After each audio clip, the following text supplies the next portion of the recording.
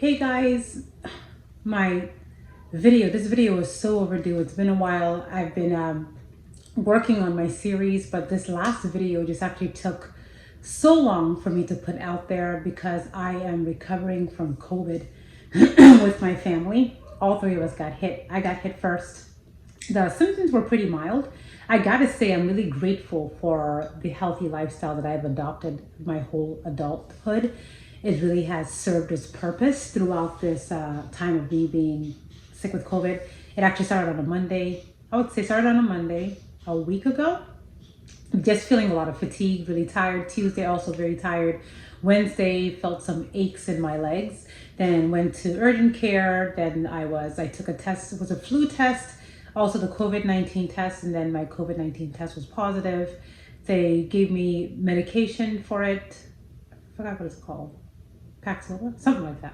But anyway, they gave me medication for it, but I'm just really, really thankful for my healthy lifestyle and for the fact that it took me, like, I would say days for me to really overcome it and just really help my family come to. So anyway, as we get into my final wrapping up of my Bold, Brave, Empowered series, one of the things that actually inspired my purpose of empowering people, my empowered journey, is the fact that I am a dyslexic woman. And it's something that I never really talked about. I actually hid it inside for a very long time because growing up in the 90s, being dyslexic is something that you were taught to be ashamed of. Like, oh my goodness, you're an idiot. There's so many different things that I actually had to go through, like in high school, of course, and also family life. But I would say more like high school in a way. But learning now, like all the things that I was so ashamed of when it comes to being dyslexic, graduating at 20, learning how to read and comprehend at age 17, getting my driver's license at 38, all of those numbers, as I said, which I used to be ashamed of, now they're like my empowered numbers. Those numbers actually it's like they give me purpose. And that's what I've realized about how to wrap up this series. The things that I literally thought were practically my kryptonite literally has become more of my superpower.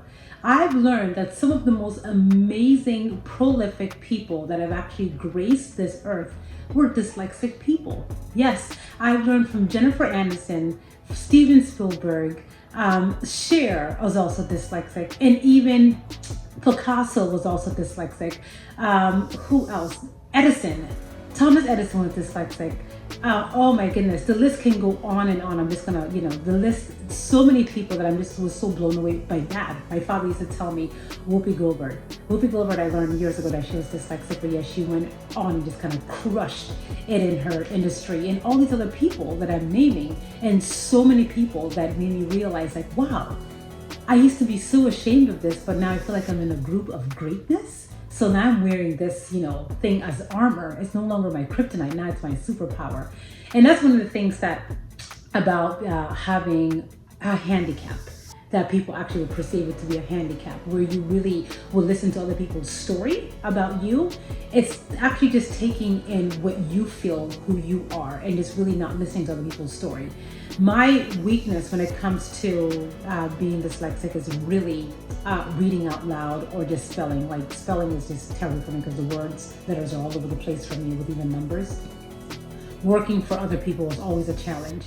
When I started working at Nordstrom a few months ago, one of the biggest challenges that I had to face every day was being on a computer, being on a screen, like entering people's information, even if I have to order things for them online that's not available in the store, because you get credit for it, but then not knowing exactly how to spell the person's name, or different ethnicities with how names are pronounced, or wrong address.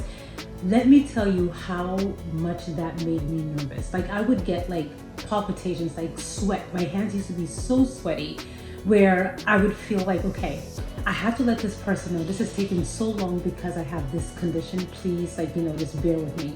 And those are things that I actually did a lot working at Nordstrom, where I constantly had to enter in information to get the customer's information, or actually just help somebody apply for a credit card.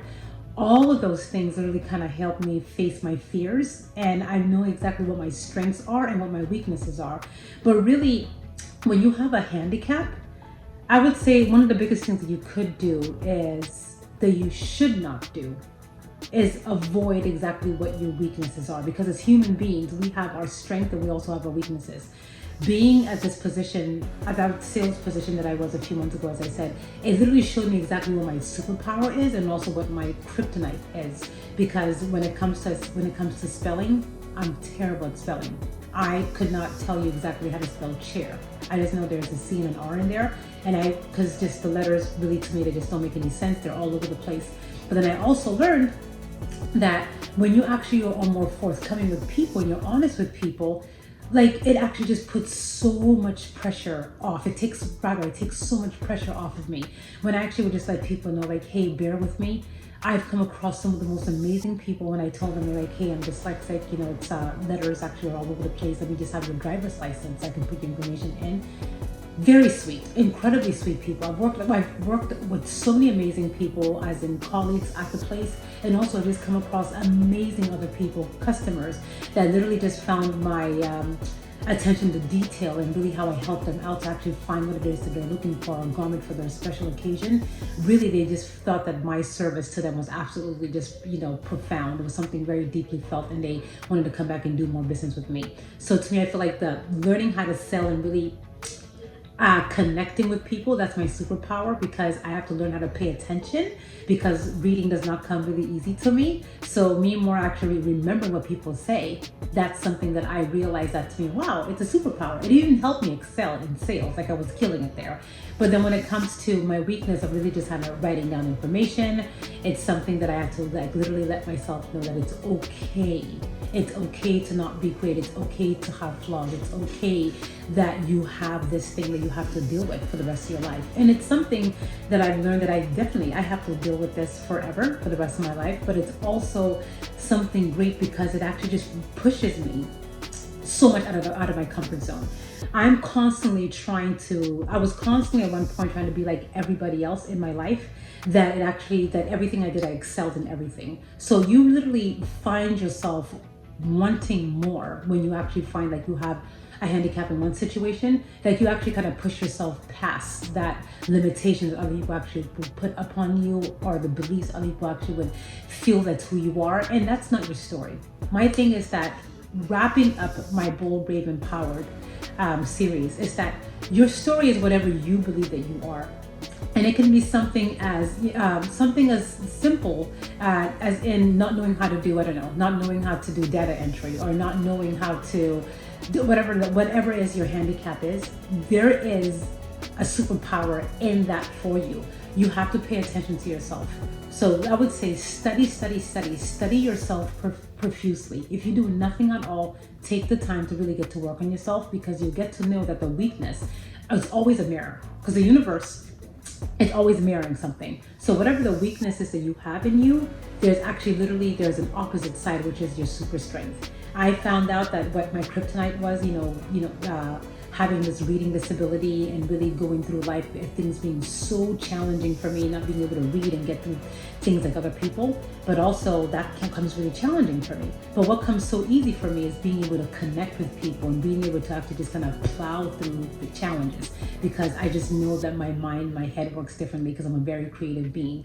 So I'm just really grateful that I never thought I would say this, that I'm very grateful for being dyslexic. It took 45 years for me to literally say that I am grateful for being dyslexic, because now I know exactly that I am amongst some of the most amazing people on earth, and people that I've even graced the earth with and left the earth a better place. And I'm just a badass. And my purpose literally is to help people find their power. In the meantime, I'm finding my power, and I realize that my power actually lies within my weakness, that I'm just a badass. So guys, do not be ashamed of things that you feel like it's your weakness. Don't be ashamed of whatever the handicap or other stories that people have created for you. Rewrite your story. What's your narrative? And you get to see exactly how the world will it's your oyster. Things will just open up for you. Guys, in closing, I I'm always so incredibly grateful for you guys stopping by and you guys actually, subscribing to my channel, commenting, liking.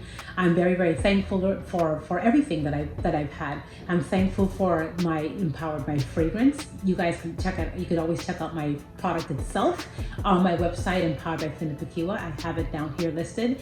And also the book that's coming out. The book should be actually coming out. I'm planning for it to come out around my 46th birthday, which would be more like a full circle thing for me. So I'm really grateful for that. And just a lot of different things that I'm working on. As I said, working on myself is really helping me when it comes to being empowered.